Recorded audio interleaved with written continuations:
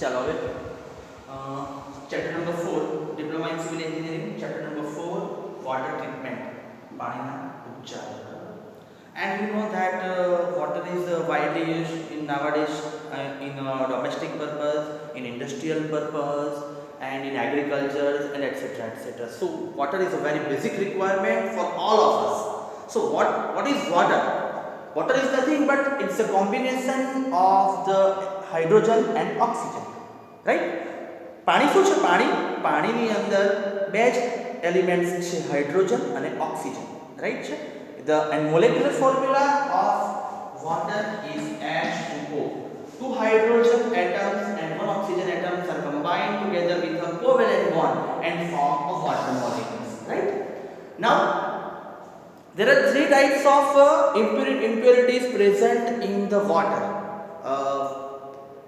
Physical impurities, biological impurities and chemical impurities, right? પાણીમાં શું જોવો તો પાણીમાં ત્રણ પ્રકારની અશુદ્ધિ જોવા મળે તમને, બરાબર. એક તો રાસાયણિક અશુદ્ધિઓ, ત્યાર પછી જૈવિક અશુદ્ધિઓ અને ભૌતિક અશુદ્ધિઓ, બરાબર. હવે આપણે આ જે ઇમ્પ્યોરિટીઝ છે, how to remove this impurity, આ ઇમ્પ્યોરિટી આપણે કેવી રીતના દૂર કરવી, બરાબર, પાણીમાં શું છે વગેરે વગેરે, આ ચેપ્ટરની અંદર ખાસ મહત્વના ટોપિક છે, આપણે જોવાના છે, બરાબર. તો આપણે એ પાણી છે, પાણીમાં શું રહેલું છે, બરાબર, એના વિશે આપણે ડિટેલ્સમાં હવે સ્ટડી કરવું, બરાબર.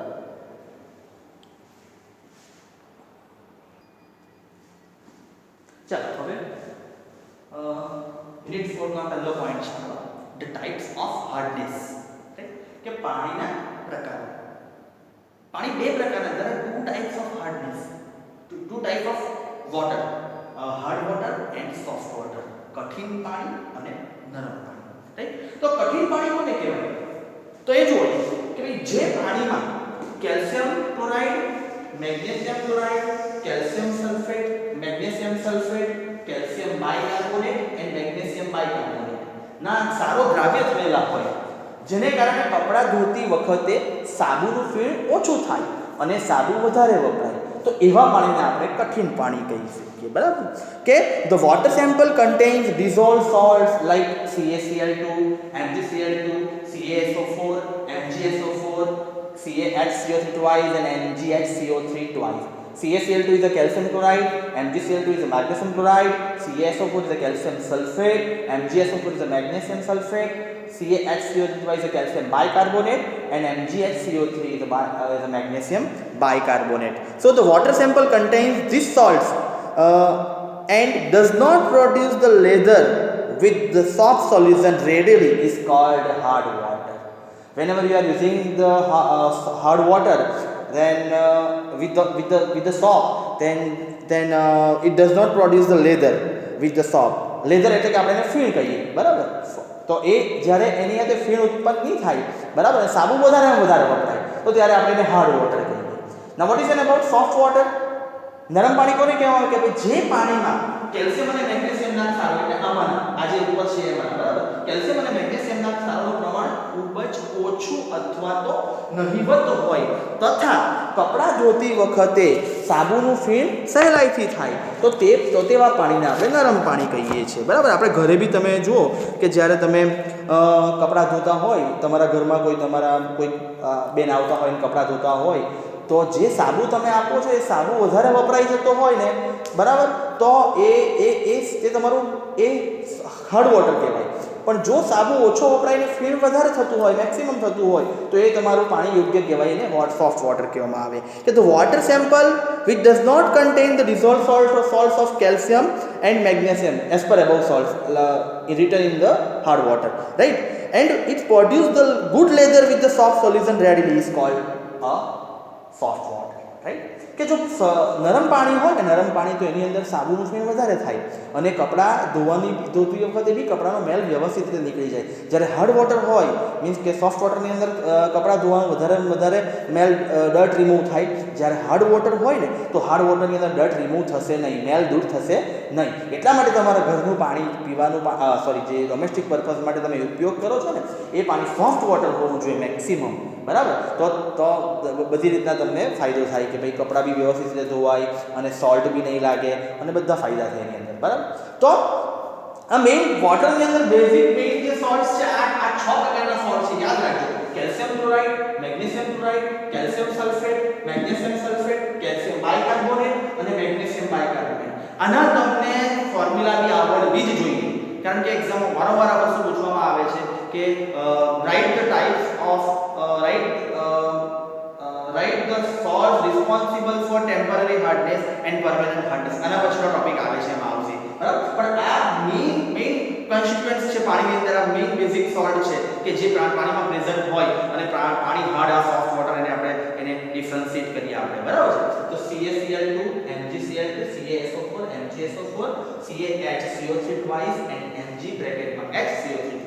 Calcium chloride, magnesium chloride, calcium sulphate, magnesium sulphate, calcium bicarbonate અને મેગ્નેશિયમ બાયકાર્બોનેટ. આટલું ખાસ યાદ રાખજો. નેક્સ્ટ ટોપિકમાં આપણે જોઈએ હવે. ચાલો હવે જોઈએ આપણે ટાઇપ્સ ઓફ વોટર જોયું, હાર્ડ વોટર અને સોફ્ટ વોટર. હવે ટાઇપ્સ ઓફ હાર્ડનેસ, બરાબર. તો કઠિનતાના પ્રકાર what is hardness? What is the word by means hardness? Hardness is nothing but the dissolved salt in a water.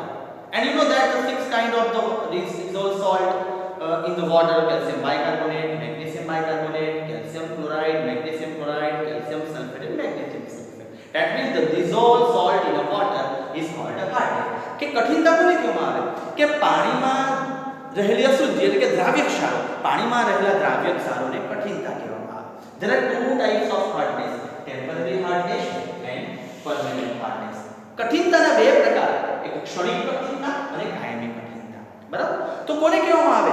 Temporary hardness કોને કહેવામાં આવે અને પરમેનન્ટ હાર્ડનેસ કોને કહેવામાં? ક્ષણિક કઠિનતા અને કાયમી કઠિનતા. તો temporary hardness, the hardness is due to the bicarbonates of calcium and magnesium, that means calcium bicarbonate and magnesium carbonate in the water is called a temporary hardness, while the hardness is due to the chloride and sulfate salts of calcium and magnesium, that means calcium chloride, magnesium chloride, calcium sulfate and magnesium sulfate in the water is called the permanent hardness. તો જે પાણીમાં calcium bicarbonate અને magnesium bicarbonate ના ક્ષારો દ્રાવ્ય થયેલા હોય તે પાણીની કઠિનતાને ક્ષણિક કઠિનતા કહેવામાં આવે. જ્યારે જે પાણીની અંદર calcium chloride, magnesium chloride, calcium sulphate અને મેગ્નેશિયમ સલ્ફેટ ના ક્ષારો દ્રાવ્ય થયેલા હોય તો તે પાણીની કઠિનતાને કાયમી કઠિનતા કહેવામાં આવે. But the salts like calcium bicarbonate and magnesium bicarbonate present in the water, this kind of the hardness is a temporary hardness, while salts like calcium chloride, magnesium chloride, calcium sulfate and magnesium sulfate are present in the water, and this type of the hardness is called permanent hardness, right? Now the temporary hardness, there are in examination the question is asked like write the salts which responsible for temporary and permanent hardness, right? So the calcium bicarbonate and magnesium bicarbonates are responsible for temporary hardness. ક્ષણિક કઠિનતા માટે જવાબદાર દ્રાવ્ય ક્ષારો બે, calcium bicarbonate અને magnesium bicarbonate, while the calcium chloride, magnesium chloride, calcium sulfate and magnesium sulfates are responsible for permanent hardness, right? તો calcium chloride, magnesium chloride, calcium sulfate અને magnesium sulfate એ કાયમી કઠિનતા માટે જવાબદાર દ્રાવ્ય ક્ષારો છે, બરાબર. Now how can you remove the temporary hardness? You cannot remove the permanent hardness. Let us see. Temporary hardness can be removed by means of constant boiling of water at 100 degree centigrade temperature, right? શું થશે કે જે પાણીમાં રહેલા દ્રાવ્ય ક્ષારો છે calcium bicarbonate અને magnesium bicarbonate ને જો દૂર કરવું હોય તો એને પાણીમાં સતત ઉકાળવું પડે, એટલે પાણીને સતત ઉકાળવું પડે. અને ઉકાળવા એટલે શું થાય કે બાયકાર્બોનેટ્સ will be converted into the carbonate, insoluble carbonate, બરાબર. કે જે દ્રાવ્ય કાર્બોનેટ્સ છે, બાયકાર્બોનેટ્સ છે, એનું અદ્રાવ્ય કાર્બોનેટમાં કન્વર્ઝન થઈ જાય, બરાબર. એટલે તમારા તપેલીની અંદર નીચે તમે જો પાણી સતત ઉકાળો તો નીચે વ્હાઇટ કલરનો સોલ્ટ ડિપોઝિટ થઈ જાય અને એ ડિપોઝિટ થાય એનું છે કેલ્શિયમ કાર્બોનેટ છે.